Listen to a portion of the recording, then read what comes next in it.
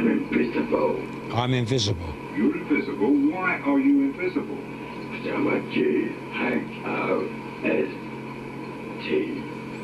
Because I'm a G-H-O-S-T. Yes, he had quite a sense of humour. He also used to swear a lot as well.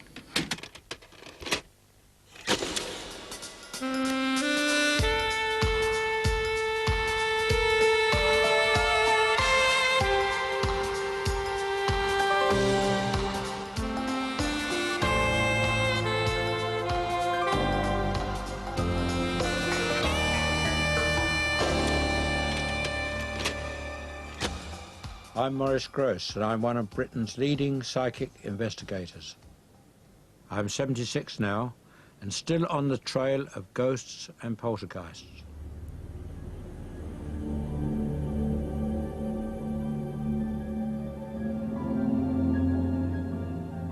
In 1977, I led a team which investigated what is now regarded as the world's most famous poltergeist case, the Enfield Poltergeist. It became world headlines at the time, mainly because of the strange, gruff voice that came from a girl called Janet.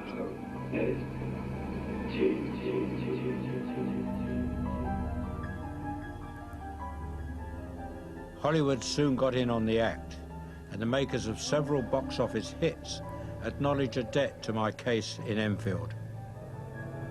I've never been able to forget that voice. He called himself many names, but mostly Bill or Fred. I still listen to the 180 hours of tapes I recorded during the investigation. Bow, bow, bow, the pub, check you down the street. Lovely, merrily, merrily, merrily, lovely, pub the tree. Now f***ing smile. This voice is coming from an 11-year-old girl. Well, perhaps, Guy, perhaps you've got something to say to them. Yeah. I'd like to know how you make this noise without bashing Janet's vocal cords to pieces. If I do it for half a minute, I get a sore throat. Goose chases here. And we found that on analysis, the voice was not made by the larynx, the voice box, but by the false vocal fold, which is above the larynx. And you only use that when you lose your voice and you talk like that. Well, if you talk like that for more than a couple of minutes, you start getting a sore throat.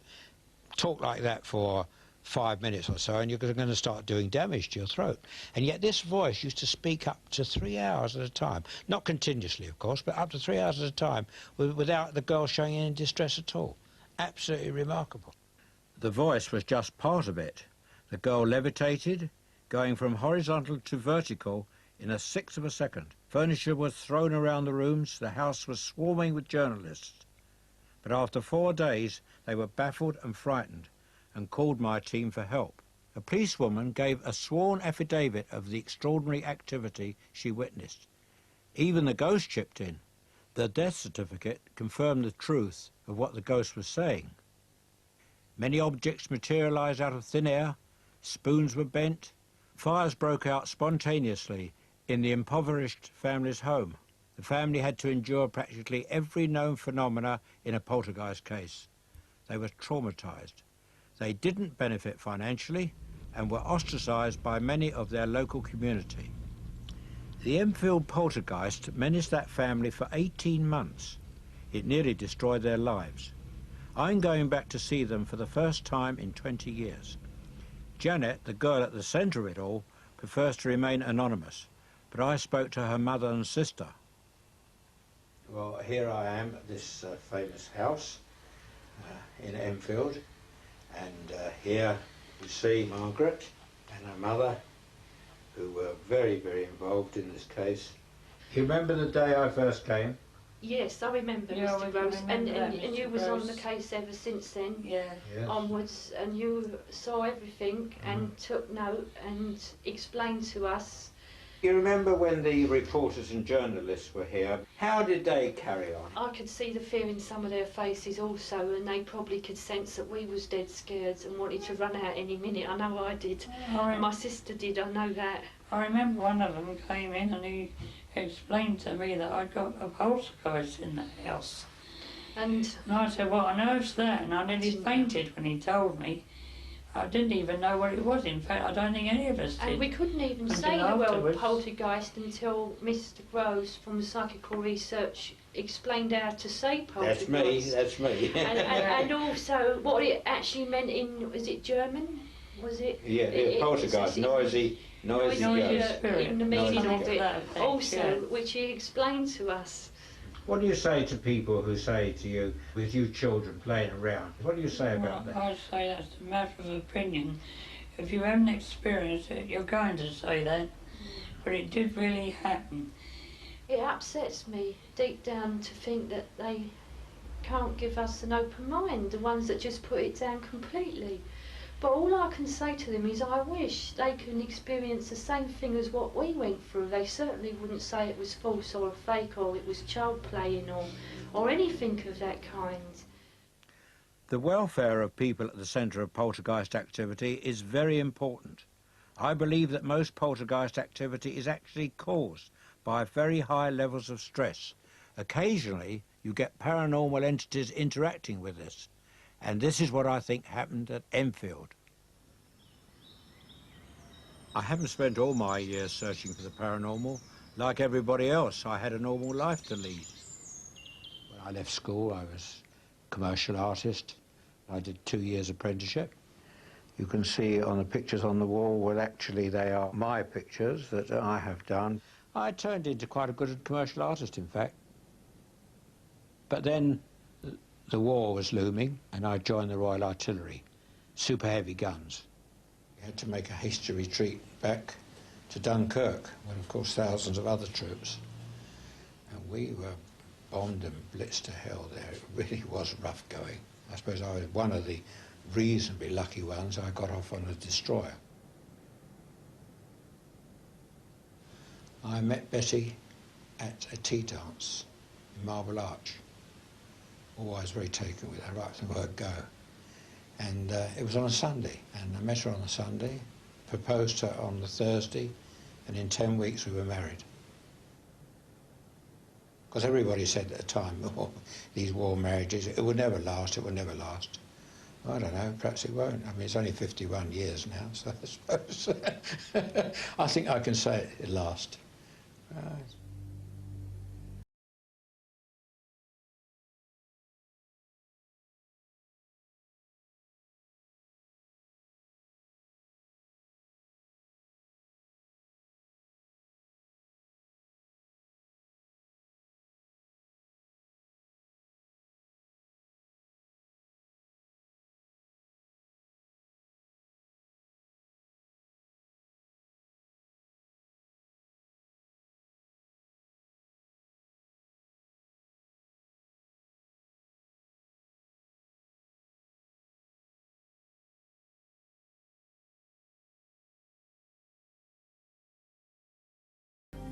Until the death of our youngest daughter, Janet, in a road accident. Betty and I believe that Janet tried to contact us after her physical death. You might believe that was just our way of dealing with bereavement, but it was a turning point in my life. I decided to carry out serious research into the paranormal and join the Society for Psychical Research. This is now my psychic HQ.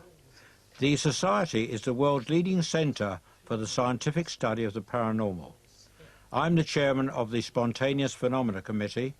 People write to us from all around the country with their strange cases, which we investigate on a non-fee paying basis. Can you recap on who he said was psychologically disturbed? He said What something about... name of who was it? Because there's so many That's names. the covering came up. letter, isn't it? Yeah, on the covering letter. There's so many people mentioned Yes, I was there. wondering that. Expert in the early 60s and a retired university lecturer. Well, I think we can dispense with that case then, yeah. We had a letter from a woman in Watford. She claimed her clothes were being severely damaged and sometimes disappearing altogether. Shirley had submitted herself to psychiatric treatment, but there was no explanation. She now keeps her clothes in padlocked cupboards. Only her husband has the keys. In desperation, she contacted our society. Hello, Shirley. Hello, nice to see you. Hi. Hello, all right, thank you. Hello, doggy. Oh, excitement. Hello. Go in. Hello. They're wonderful dogs. They're very, very intelligent. Come upstairs and just let me show you. You know I'm making a video diary, Phil. You've no objection to us using some of this. We won't use much of it, but some of it you haven't. No objection at all, Maurice. Right, OK, thank you. And here the famous padlock wardrobe. Padlocks on that one. This is mine with the stronger lock on the chain. Again, I don't even touch these normally. You can't, can you unlock No, no, my husband's got the keys. There's only one set and he's got them with him. Have any shoes or clothes or anything disappeared from that one? Oh, yeah. Whilst it's been padlocked up recently? Yeah. Yes, oh, yeah. In the last few months I've had a shirt from there and a skirt. Sometimes I forget and then I suddenly think, oh, I haven't seen that skirt or whatever. And from the bottom, I mean, my brown boots were actually in that wardrobe when they the box. We actually found the carrier bag in the bottom of that wardrobe. Now, when you want anything out of there, you have to ask your husband to I leave, if he isn't in, I leave him a note. I had to leave him a note actually last night to leave this skirt and sweater. Well, that's out. dreadful. Yeah, really. And sometimes he goes out and I have to say, no, excuse me laughing, but it seems to be a ludicrous situation. I don't tell people, I don't say anything to anybody. Come on, dog, you're the one who's responsible, I'm sure. You are responsible for it. Oh, look at him wagging his tail. I wish he knew. If that dog could talk, he'd be able to tell me a lot of things. Yes, I'm sure he would. Yes. May I suggest to you that you stop all this padlocking business and get back to a normal life. And if things still disappear, you start to accept it and see then whether it starts to diminish. I think, you see, I think what is happening is that let's assume that it is paranormal activity. I mean, make the assumption it is paranormal activity. By having all these padlocks and bolts and sleeping in the spare room, you are continuing a high-stress situation. Now, if you're continuing this high-stress situation, and if it is paranormal activity, if it is teleportation, the movement of objects or whatever is happening,